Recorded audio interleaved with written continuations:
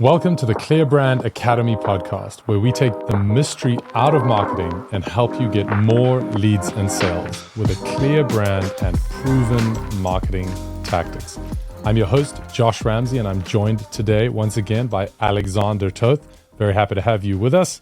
Thank you for joining us to talk a little bit more about Clear Brand. And today we're jumping into culture in this company and how we got there. Welcome. So excited to be talking about this. I love culture. I think it is the core of any business's success. I was recently on leave. I joined the Clear Brand team about 4 or 5 months ago. I bought from Clear Brand. I bought the academy. Before I joined the team, I used the Clear Brand website template to build up my consulting website, and my first client that I happened to land was Clear Brand themselves, which is not necessarily going to happen for all of you listening right now. But suffice to say, I've been a big fan of Clear Brand and experiencing the culture from the inside. It's been truly wonderful. And just to close a loop, I was on leave recently and I actually missed work. I kind of missed talking to the team, getting stuff done, which is what we do. And I think that's the impact of great culture, right? There's a sense of, I want to be in meetings. I want to be adding value. There's something going on with the team and I'm missing out. Of course, nicely balanced. So I'm excited about the culture that Clear Brand has as well. And I'm looking forward to understanding more about how you, let's assume, intentionally created this culture. Didn't by accident did you just show up and there it was, or tell me a little bit about how intentional. That's right. I woke up one day and there was a lamp next to my bed and I rubbed the lamp and this popped out.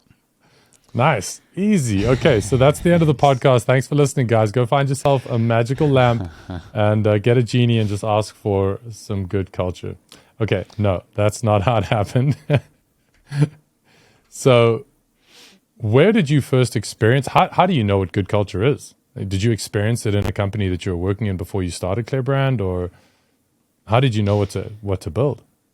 Well, so in research on companies, there's what is clear, and this is from Jim Collins. He talks about culture needing to be like a cult.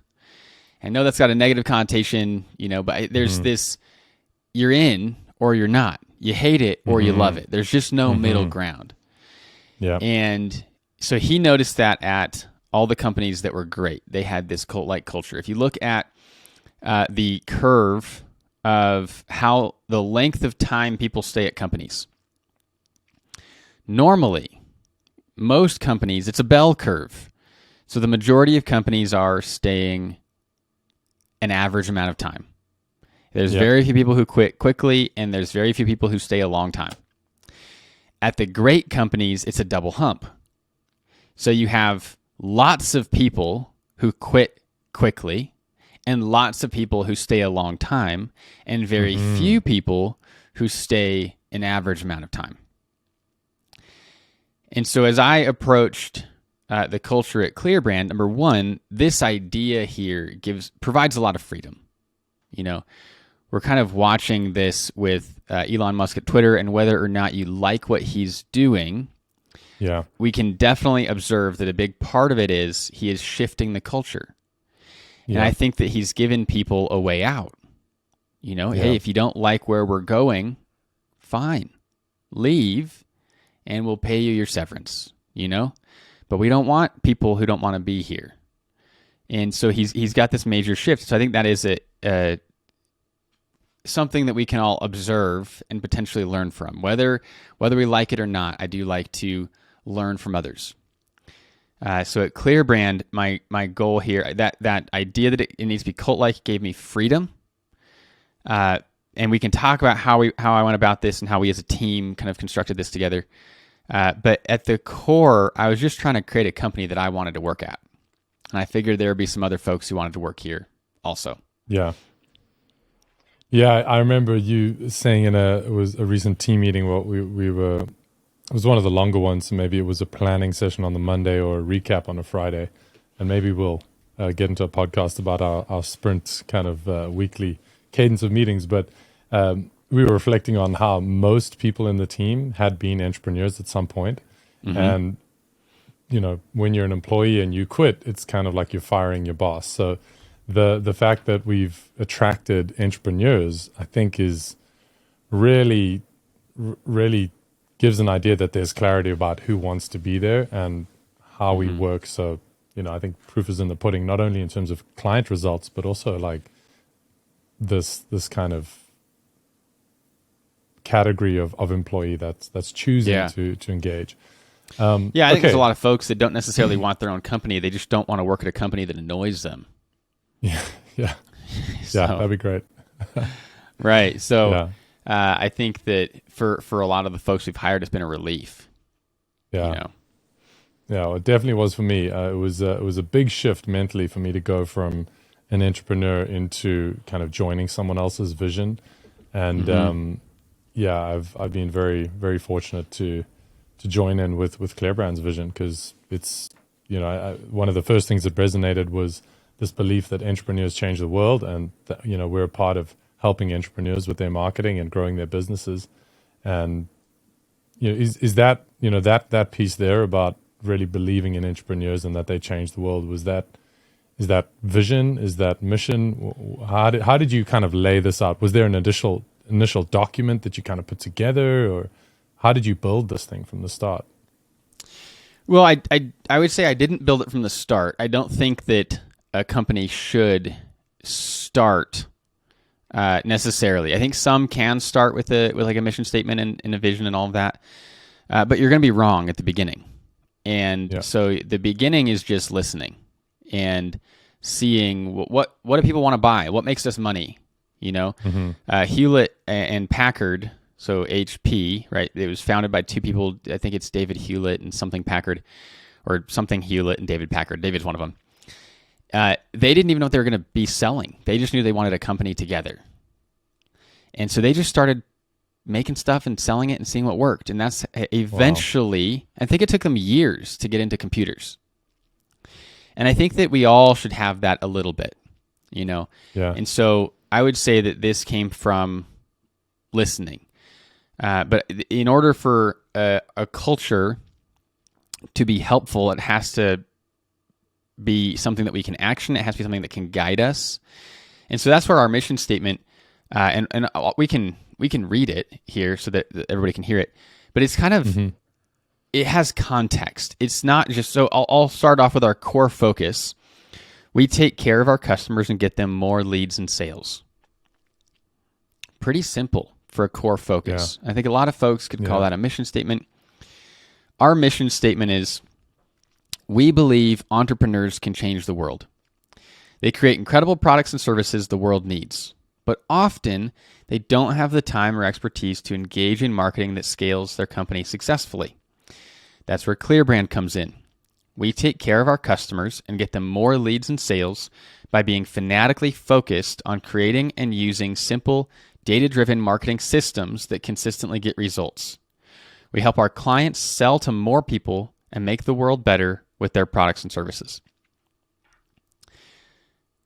So, not a typical mission statement, but it has context and it provides guidance. We've got what Jim Collins calls our hedgehog concept built into that. So you're gonna have to just give a few words to the hedgehog concept there. We need to be spiky and bowl-shaped. No. Spiky, well, it's the fox compared to the hedgehog. So the fox is cunning and crafty. And, we're going to change this. We're going to try this new innovative product. We're going to do this thing. Yeah. Those are the companies that don't become great. They might be good. And I think that is something that I think people miss about Jim Collins, is he's not saying that if you're not great, you're going to go out of business. Yeah. He's not saying that. There's plenty of good companies that stay in business and make millions or billions of dollars. He's just talking about the ones that become truly great, which is like very small, less than 1%. So those ones are hedgehogs, right? And the hedgehog does one thing. All it does is curl up into a ball. And the thing is, the fox cannot get the hedgehog. The fox, in all of its cunning and craftiness, cannot beat the hedgehog, because the hedgehog just curls up in its ball. It does the one thing it's good at. So this is where the hedgehog concept is. what they found in the research was great companies, they do one main thing, and there's this overlap of 3 categories for that thing. 1, they have to love it. 2, it has to make them money. And 3, they have to be the best in the world at it. So for 3M, it was innovation. Their hedgehog concept was about the number of, if I remember correctly, it was about the number of patents that they, as a company and as a team, were getting every year. They were measuring the number of patents. So 3M is about innovation. So you can have all of these different products out there, and it doesn't necessarily mean that you have 100 different hedgehog concepts. Their one is about innovation. So ours is about systems.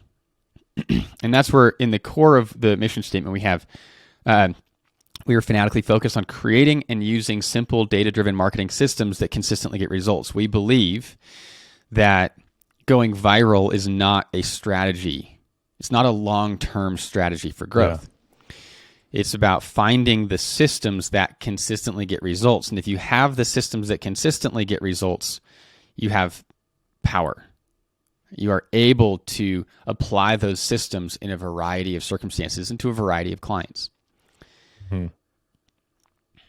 That makes a lot of sense. And having been on the inside of those systems, I think what's interesting as well is applying this mission statement, because it's also applied internally to our team, and we consider ourselves one of our clients in terms of the marketing that we do for ourselves. And those same systems translate into the experience, because we're taking care of our customers. We also take care of our team, because in a way, they're one of the clients that we service, which I think ties it nicely back into the core values and how that feels, how it feels to be that customer. I think, as you say, we got to be able to be experts and get more leads and sales. But this other piece here, taking care of customers, for me, that speaks to the feeling, the feeling of, we can get results, but if it's like, I hate working with this company, but it's such a grudge. I saw a statistic somewhere that I think 37% of I think it was Facebook users resent using the platform. They don't actually like using it, but they just have to, because it's social connection and everyone's on it, and maybe they use it for business and they just have to use it. So, and imagine if 37% of your clients were like, it's such a grudge purchase every time I pay the company that I rely on. So this feeling. So I'd like to dig more into that, kind of taking care of customers and how we do that with our value system or with our culture. What is that? How does that segue? Yeah, well, I think it's a reminder that we're not here to get results at the expense of our customers. We're not here. We're here to align ourselves with our clients and our customers. We're here to serve them, and that's where that comes in. We need to be serving them first, and part of that is getting more leads and sales. That's why they're coming to us. But it's bigger than just getting them more leads and sales. And so that is how we as a company choose to serve our clients. There's a lot of other ways that other companies are serving these same people, right? Our clients are also customers of other companies, and they've all served them in a different way. But we don't want to forget that we are first in the business of customer service, and we are here to take care of our customers and clients. Yeah. Okay. Well, I want to jump into how we curate our internal culture to make sure that the right people are in the bus, and we can move to this place of carrying customers out there and getting them leads and sales. But what are we doing inside our bus that makes sure that we've got the right people, they're in the right positions, they're doing the right things in the right way? So let's jump into some of those. Yeah. So a note before we jump in. So I've do a lot of reading. I've read a lot of books about culture. There's a book called Culture Code. I can't remember who wrote that one. Then there's a book by Patrick Lencioni. Yes, that is how you pronounce it. It's Italian. Patrick Lencioni has a few books on culture and how to hire people. And they all do it a little bit differently. And so we've kind of combined them in some ways. But I think one of the main guiding pieces for me has been that this is what we go back to for what we're looking for in people. If we cannot hire and fire based on our values, they are not clear enough. Yeah. And so we need to know what these things mean. It can't just be integrity. Like, hey, I value integrity, and that's actually one of ours. I think marketing, you can do marketing and lie, and we're not going to do that. You know, so we that's why we added it in here. But we need to know exactly what it means. You know, we need to be able to hire or fire based on these things, because this is for the team. This is for us, how we operate internally. This is not for our marketing. This is not, we're not going to force this onto our clients. It's just for us. Yeah. I'm a very visual thinker, and the two images that come to mind is like a sieve. You're kind of shaking your team through the sieve, and who gets through, and who gets caught up in the values. And as I've got a background in organizational development, so I've run workshops and I've been in the front of the room trying to turn something that's not a hedgehog into a hedgehog, if you kind of get the metaphor. And at a certain state, getting that sieve out is going to be a lot more efficient than trying to turn something that's not a hedgehog into a hedgehog, or trying to turn a team member into the kind of team member you want them to be if they're just not that individual. Right. And then the other image that comes to mind is this elastic band where you can kind of stretch someone into a different shape. But at a certain point, if they're not flexible, if they're not willing, it's just not going to work. It's going to snap, or and you need a new elastic band. So I think it's really great how you put that around. This is for us. This is our and the idea of being able to fire and hire based on those means we got some data, means that it's clear and it's not kind of fluffy, which so much of culture can be. And new branding and new words on the stairs as you go up the steps and the stairs. Honor, integrity, passion, commitment. Okay. So we've got 10, and I spent a long time making them spell out ClearBrand. Which I just realized. And the word clear kind of has a theme, and the word brand has a theme. The clear is more of kind of who we are. The brand is a little bit more of what we do. It's not exactly perfect. Some folks don't like to have that many. And what I found, though, is on Fridays, every Friday at the end of our Friday team meeting, we pull this up and we basically give awards to the team who represented our values. And our team will say, oh, I'm going to give this person complete ownership because of this thing that happened this week. And 10 is not too many if you are looking at it all the time. Yeah. If you're not looking at it very often, 10 would be a lot. And applying it. I think another key piece here is, what is the behavior? What is the label? What is the behavior? What is the label? Because then you get very clear at understanding which behaviors are inside the value and outside the value. And if you're listening right now and you're like, I don't have any time to be sitting around handing out awards to people for things that they've done, a very big piece here is we schedule time, we set time up in ClearBrand for this kind of thing, and we have daily stand-ups which are short, and that involves some of this culture work, but we do that to free up additional time. If you make time for this kind of culture building, you actually gain a net positive in time, because other actions are more efficient, communication is more efficient and effective. So there is a utility to this as well. It's not just because we want to, And we're not like handing out trophies. We're not printing something off. Like it's just verbal. It takes us 5 minutes, sometimes more if it was like a really spectacular week, but about 5 minutes. And we just basically we're recognizing this behavior, and it just feels so awesome. It's a great way to end on Friday. News to me. I thought my award was coming in the mail. I've been waiting. I've been checking mailboxes. Right. Okay, so they're not coming in the mail. Cool. Okay, well, let's. I'm sure by now you're very curious about what these values are and how they work and how you identify them. So I'm gonna let my curiosity drive me straight into, what does C stand for? Where are we going with ClearBrand? Unless you want to unpack clear and brand a little bit more. No. We'll start with C. Yeah. C is complete ownership. And now we have a little description for each of these as well, which I think will help to define this. So for complete ownership, you don't have a job, you have a responsibility. We own the results of our actions. That our actions should get, not just the actions themselves. When we fail, we own it, resolve it, and learn the lesson to avoid it in the future. So complete ownership is about you do not show up and do tasks and consider your job to be complete. Yep. You look at where are these tasks going, and you own the outcome itself. And this is one of those where we've fired based on this. Folks who just showed up and did the task and thought their job was over. No.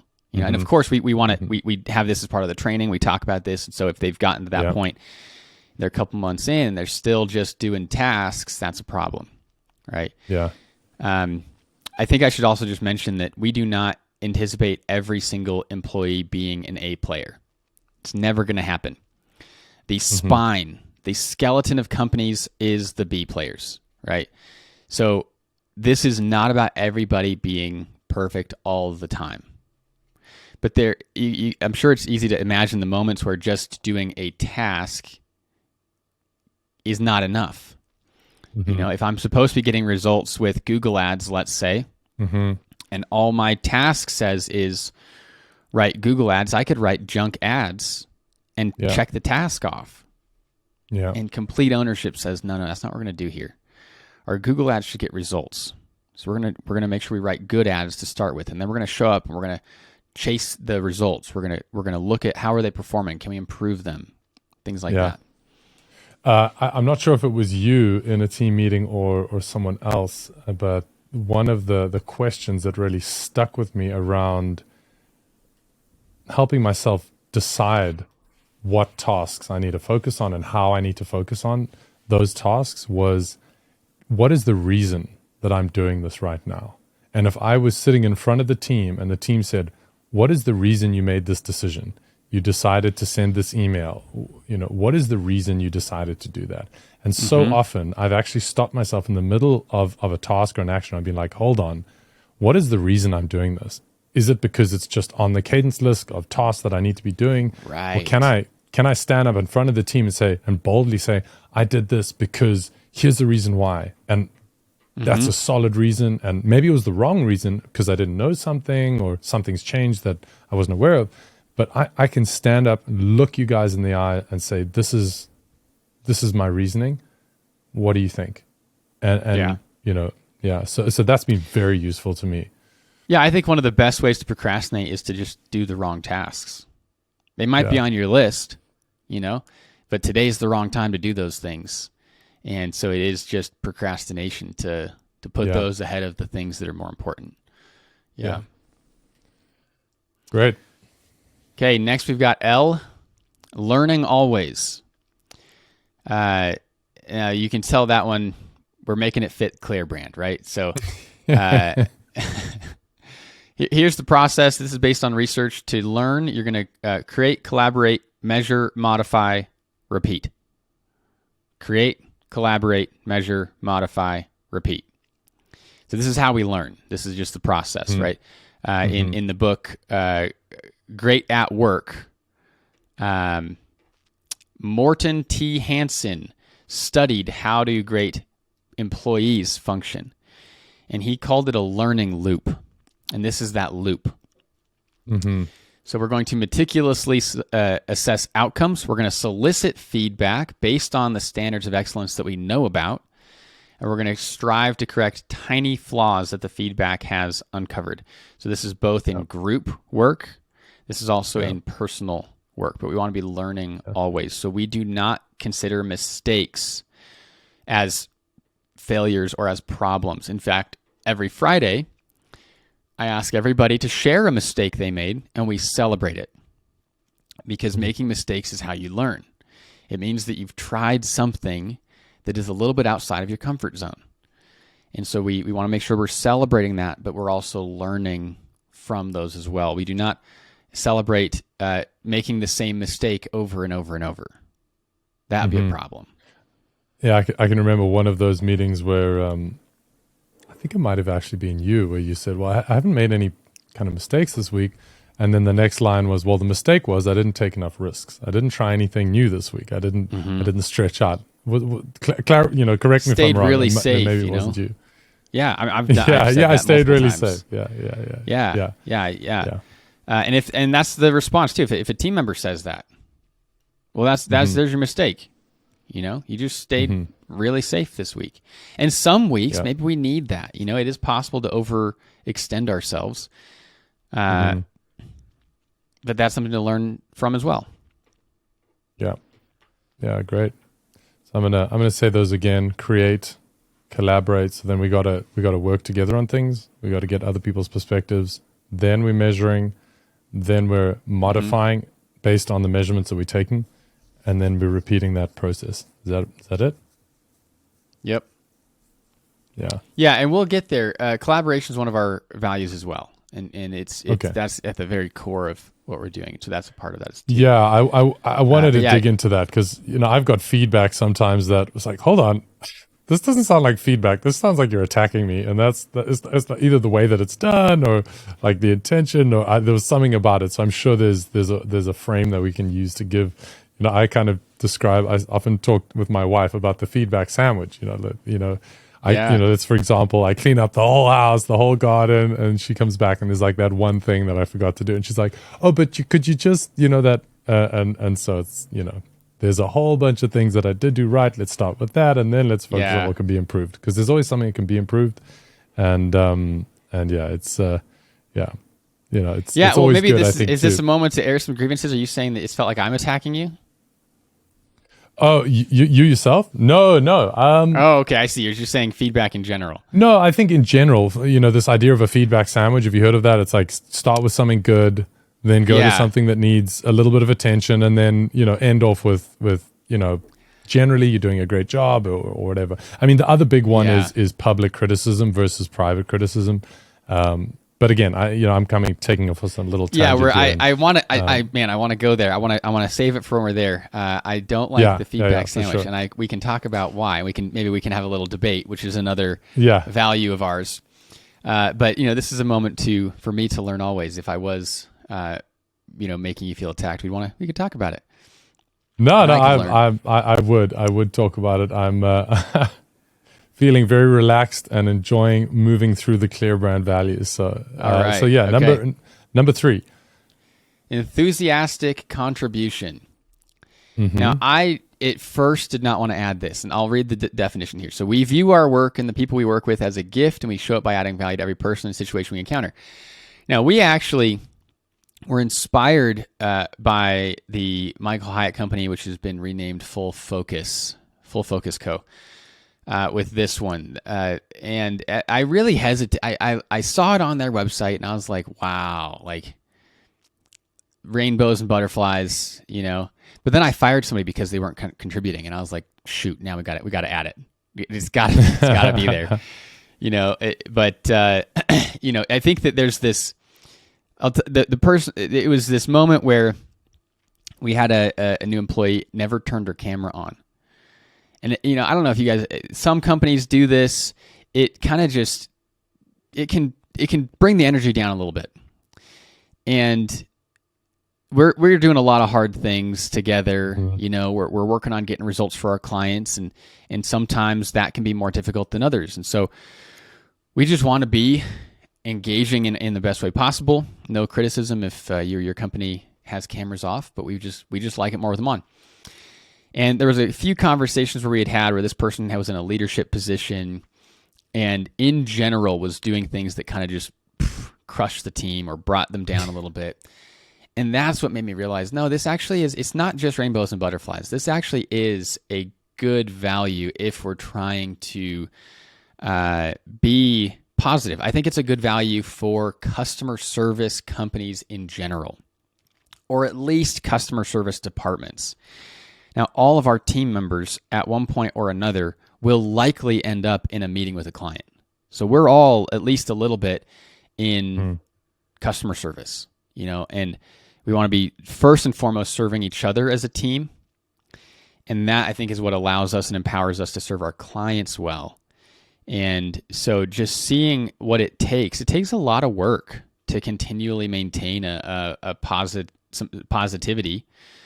And we can, that's another whole rabbit hole. I don't like over the top positivity either. So this is one that I've brought in here a little bit reluctantly, but I see the value of it in terms of making sure that we're serving each other and serving our customers well. Well, I mean, what I like about this value is that it's got two sides: contribution and enthusiasm. And I'd imagine enthusiasm without contribution is not going to cut it, right? You know, there has to be value. Yes.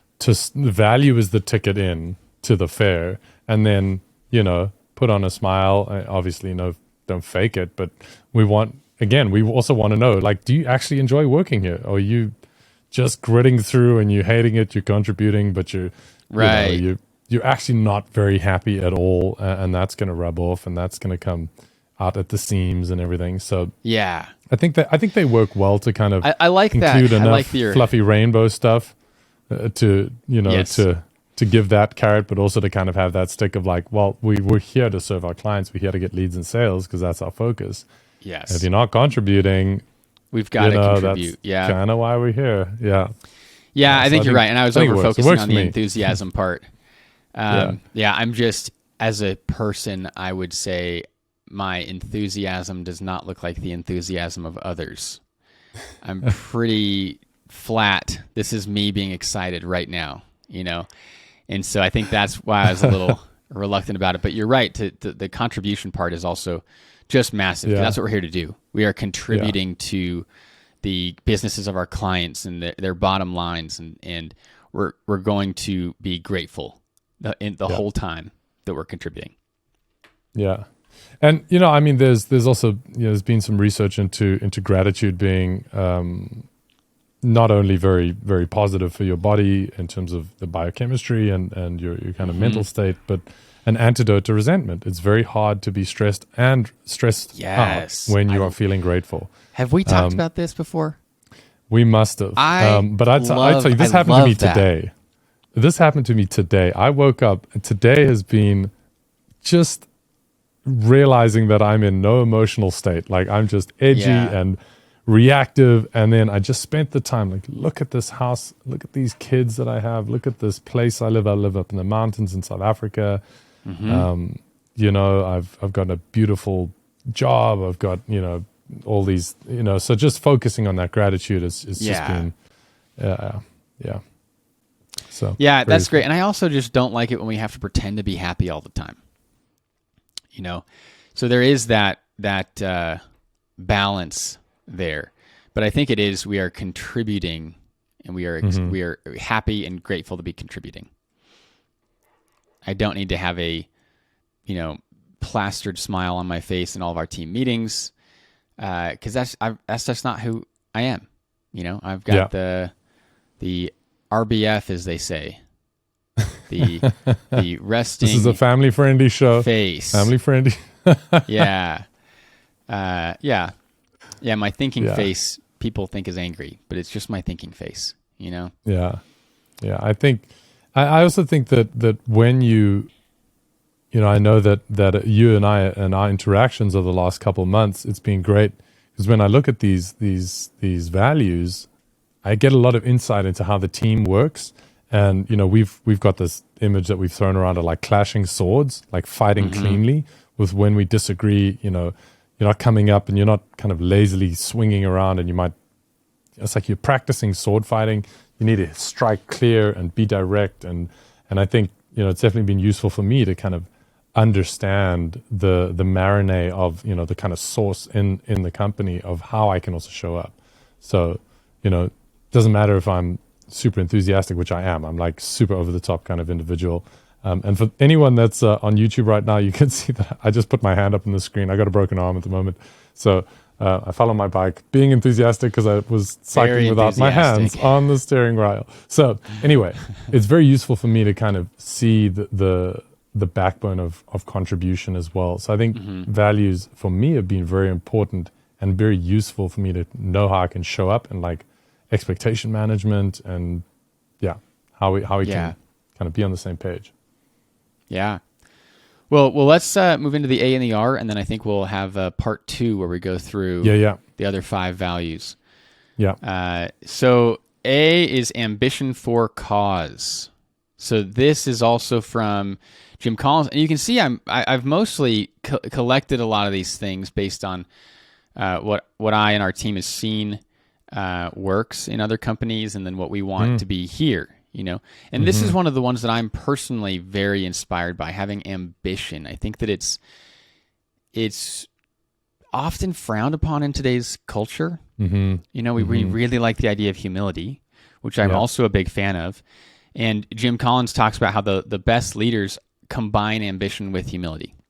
Yeah. And what I've noticed is humility, it shows up through things like gratitude, which is great.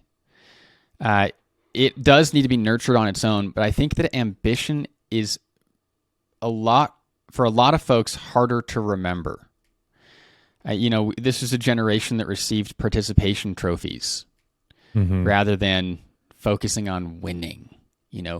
Focusing too much on winning is frowned upon. But we're here to get results for our clients. They're paying us to win. Yeah. So we have to be ambitious.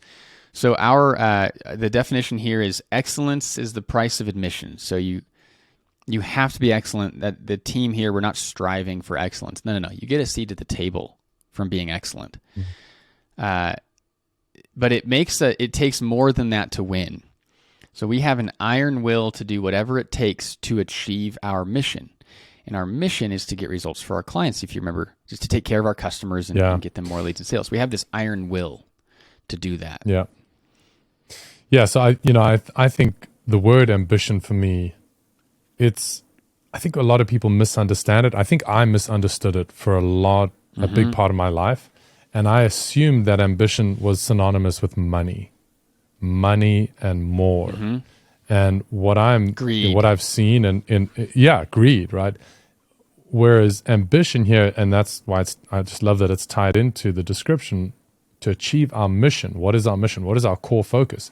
Take care of our customers, get them more leads and sales. So the ambition is take care of as many customers as you can. That's awesome. I can get on board with that. That's not greedy. So I think it's so important that you understand that ambition it's the drive. It's not the destination. It's the push forward, right? It's how you show up. It's, can we help another 100 companies get their amazing high value product? And again, we're not selling snake oil. We're not gonna support a company that's ripping people off, right? Because they're helping people. And I just personally, as a South African, we have a crumbling kind of infrastructure in our country. I got load shedding and batteries. That battery was made by a company. If they didn't make that battery, I don't have power. I can't show up for this job. I can't show up for my family. Like, entrepreneurs change the world, and we're back to our core mission statement. So I think just to understand that ambition is not the destination, it's the drive. It's how you get there. And that's been very useful for me. And I'm feeling very ambitious. That's awesome. Yeah, that's great. Yeah. Now, this one also, in part 2, you're going to hear that this is intentionally in conflict with another one of our values.